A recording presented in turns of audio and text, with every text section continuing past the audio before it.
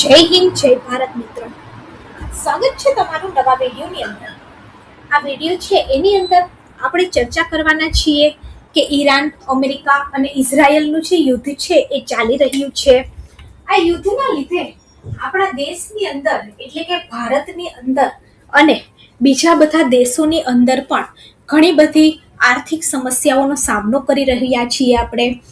આપણે દેશની અંદર યુદ્ધની ડાયરેક્ટ નહીં પરંતુ ઇનડાયરેક્ટ અસર છે જોવા મળી છે. મિત્રો, વાત કરીએ તો જેટલું પણ તેલ એટલે કે જેટલો પણ કૃત્રિમ તેલનો જથ્થો છે, જેમ કે ડીઝલ હોય, પેટ્રોલ હોય, એલપીજી ગેસ હોય, કોઈ પણ જે ગેસ છે એ બધા જ ઈરાન, ઈરાક જેવા જે ખાડીના વિસ્તારો છે ત્યાં આનું પુષ્કળ પ્રમાણમાં ઉપલબ્ધ છે અને ત્યાંથી આપણા દેશની અંદર આવતા હોય છે. મિત્રો, વાત કરીએ તો અત્યારે ઈરાને હોર્મુઝની જે ખાડી છે, મિત્રો વાત કરીએ તો હોર્મુઝની ખાડી એવી એક નાનકડી ખાડી છે કે જ્યાંથી જહાજો છે એ પસાર થાય છે. એ હોર્મુઝની ખાડી બંધ કરી દીધી છે.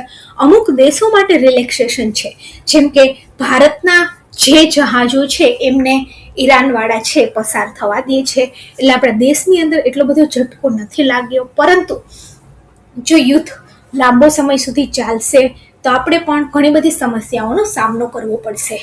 મિત્રો, આજથી જ આપણે તૈયારીઓ કરી દેવી જોઈએ.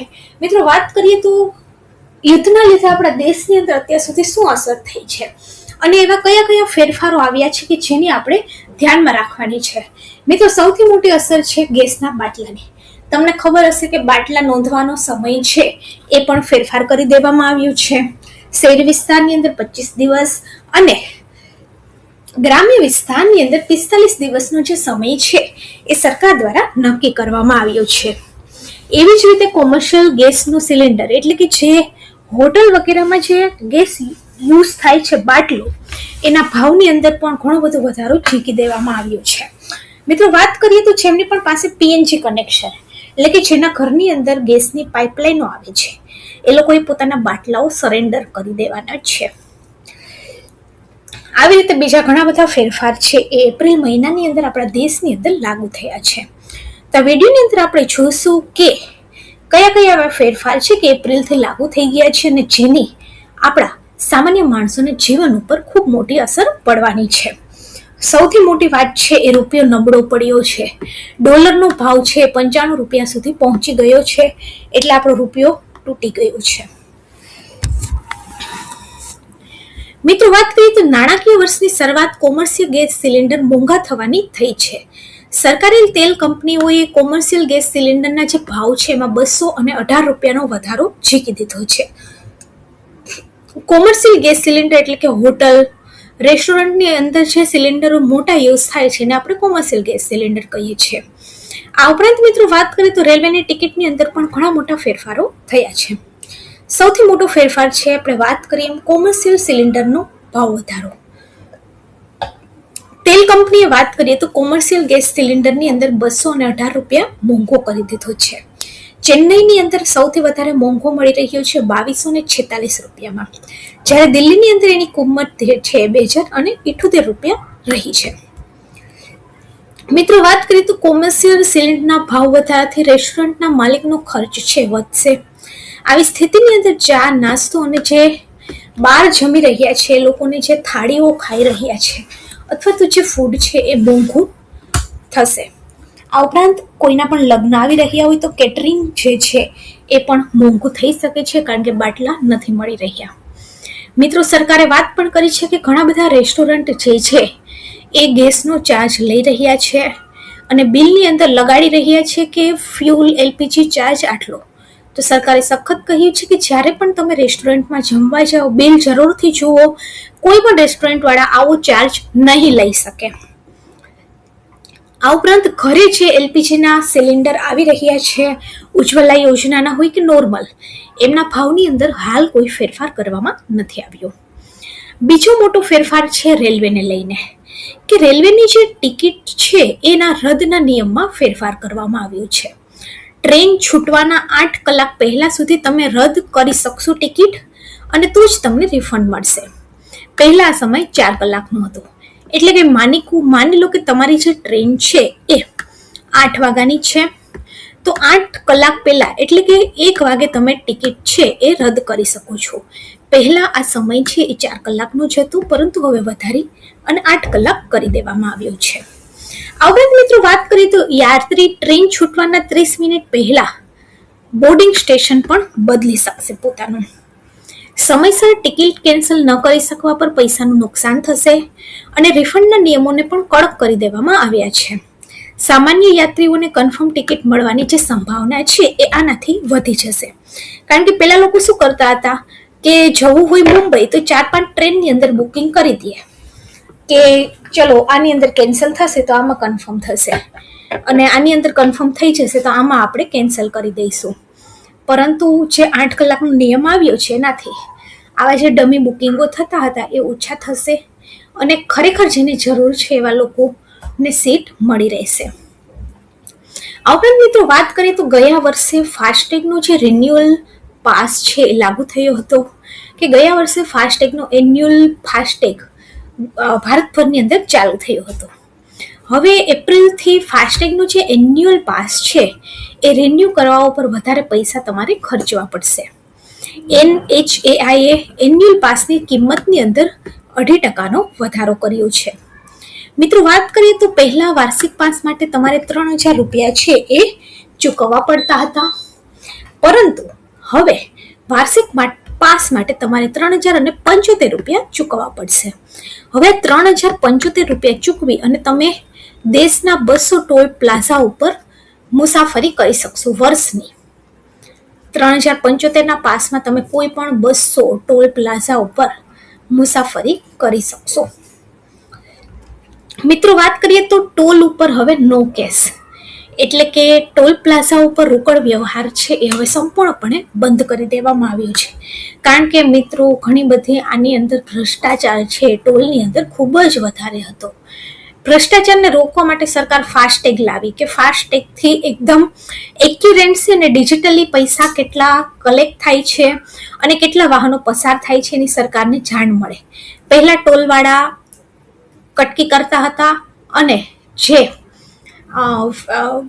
કેશની સુવિધા હતી એનાથી ભ્રષ્ટાચાર વધી ગયો હતો, પરંતુ હવે ફાસ્ટેગથી એકદમ પારદર્શકતા આવી છે અને હવે તો ટોલ ઉપર સંપૂર્ણપણે નો કેશ કરી દેવામાં આવ્યું. એટલે કે તમે ફક્ત ફાસ્ટેગ અથવા તો યુપીઆઈના ડિજિટલ માધ્યમથી જ પેમેન્ટ કરી શકશો. જ્યારથી ડિજિટલ પેમેન્ટ આવ્યું છે ત્યારથી પારદર્શકતા વધી છે અને ડિજિટલ કોઈ પણ દેશની અંદર મિત્રો આપણે વાત કરીએ તો જે ડિજિટલ પેમેન્ટ છે એ કાળું નાણું જે આપણે ખબર છે ને બ્લેક મની, એને ઓછું કરવાનું સૌથી મોટી પારદર્શકતા છે. કારણ કે મેં પૈસા તમને ઓનલાઈન ટ્રાન્સફર કર્યા એનો એક રેકોર્ડ રહેશે, સરકારની પાસે પણ આનો રેકોર્ડ રહેશે, જેથી બ્લેક મની કે જે કેસ આપી વાઇટ કરતા હતા એ ઘણું બધું ઓછું થશે. અને ધીમે ધીમે એવું કહેવામાં આવે છે કે ભારતની અંદર આજથી 25 વર્ષ પછી સંપૂર્ણ ડિજિટલાઇઝેશન થઈ જશે. કોઈ પણ તમને પૈસા છે રોકડા જોવા નહીં મળે. સરકારે રેશન કાર્ડ માટે એક ડિજિટલ PNG એપ્લિકેશન છે એ પણ લોકોને ડાઉનલોડ કરવાની કીધી છે. એ શું છે તો કે ડિજિટલ પૈસા છે, નોટ જેવી નોટ જ હશે પરંતુ ડિજિટલ હશે. 10 રૂપિયાની નોટ, 500 રૂપિયાની નોટ, 50 રૂપિયાની નોટ, જે પણ વ્યવહાર કરવો હોય ડિજિટલ રૂપે તમે એ નોટથી કરી શકો છો. જો તમારી પાસે ફાસ્ટેગ નથી અથવા તો તેની અંદર તમારે બેલેન્સ ઓછું છે તો તમે યુપીઆઈથી ટોલનું પેમેન્ટ કરી શકો છો. અને રોકડ ન હોવાથી ઘણા બધા લોકો કે જે ઓનલાઈન પેમેન્ટ નથી કરી શકતા એની મુશ્કેલી પણ આવી શકે છે. પરંતુ મિત્રો જે લોકોની પાસે 4 વ્હીલ હોય એ લાગતું નથી કે એ લોકો ઓનલાઈન પેમેન્ટ ન કરી શકે. આ ઉપરાંત મોટો ફેરફાર છે વાહનની કિંમતની અંદર. મિત્રો અત્યારે વ્હીકલના જે વાહન છે એની અંદર ધરખમ વધારો થયો છે વેચાણની અંદર. સરકાર આજથી 5 વર્ષ પહેલા વ્હીકલ ખરીદવા માટે 30-35 હજાર રૂપિયાની સબસિડી આપી રહી હતી. ત્યારે કોઈ પણ આ વ્હીકલ નહોતા ખરીદતા, પરંતુ હવે આપણે ખ્યાલ આવે છે કે જ્યારે પણ આવા યુદ્ધની સ્થિતિઓ આવે છે અથવા તો આપણે પેટ્રોલ ઉપર નિર્ભર હોઈએ ત્યારે ઘણા દિવસો પહેલા પેટ્રોલના પંપો પર લાઈનો પણ લાગી હતી. એ ટાઈમે સૌથી વધારે ખુશ હતા કે જેમની પાસે બાઇક હતી, કારણ કે બાઇકથી આપણે ખુદ આત્મનિર્ભર બનીએ, આપણે પેટ્રોલ ઉપર નિર્ભર નહીં રહેવું પડે.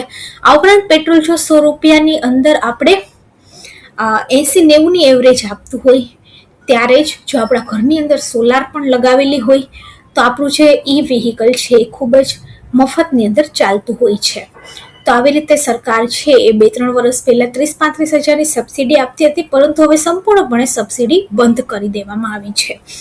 મિત્રો વાત કરીએ તો 31 માર્ચ સુધી જૂના સ્ટોક અને જૂની કિંમતની ગાડીઓ રહી હતી અને કોમર્શિયલ અને પેસેન્જર ગાડીના ભાવની અંદર 2-3% સુધીનો વધારો થયો છે. જો તમે કાર બુક કરી છે પરંતુ 31 માર્ચ સુધી બિલ કઢાવ્યું નથી તો તમારે હવે વધેલી કિંમત ચૂકવવી પડશે. શોરૂમ પ્રાઇસની સાથે સાથે રજિસ્ટ્રેશનનો જે ચાર્જ છે એ પણ વધી ગયો છે. આ ઉપરાંત પાન કાર્ડ અપડેટ માટે મોટો નિયમ. પાન કાર્ડ બનાવવા માટે આધાર કાર્ડને જન્મ તારીખના માન્ય દસ્તાવેજની યાદીમાંથી હટાવી દેવામાં આવ્યું છે. હવે આધારને માત્ર સરનામાના પુરાવા તરીકે જ સ્વીકારવામાં આવશે. જો તમે નવું પાન કાર્ડ બનાવવા માંગો છો તો જૂના પાન કાર્ડની અંદર તમે જન્મ તારીખ બદલવા માંગો તો કાં તો તમારે જન્મનું પ્રમાણપત્ર આપવું પડશે અથવા તો 10મા ધોરણની માર્કશીટ, કારણ કે 10મા ધોરણની માર્કશીટની અંદર જન્મ તારીખ લખેલી હોય છે. એટલે સરકાર 10મા ધોરણની માર્કશીટને પણ જન્મના પુરાવા તરીકે સ્વીકારે છે. મિત્રો વાત કરીએ તો પીએનબી એટીએમ કેશ લિમિટ એટલે કે પંજાબ નેશનલ બેંકના ક્લાસિક ડેબિટ કાર્ડને એક દિવસમાં 25,000 ઉપાડી શકાશે અને પ્લેટિનમ કાર્ડની અંદર તમે 50,000 રૂપિયા ઉપાડી શકશો. જો તમારી જરૂરિયાત આનાથી વધારે હોય તો તમારે બેંક ઉપર જવું પડશે, ચેકબુક અથવા તો વિડ્રોલ ફોર્મનો સહારો લેવો પડશે અને આ નિર્ણય છેતરપિંડીને રોકવા માટે લેવામાં આવ્યો છે. મિત્રો આ હતા એપ્રિલના સૌથી મોટા ફેરફારો. જો વિડીયો સારો લાગે તો વિડીયોને લાઈક કરી દેજો અને આપણી ચેનલ ગવર્મેન્ટ સાથે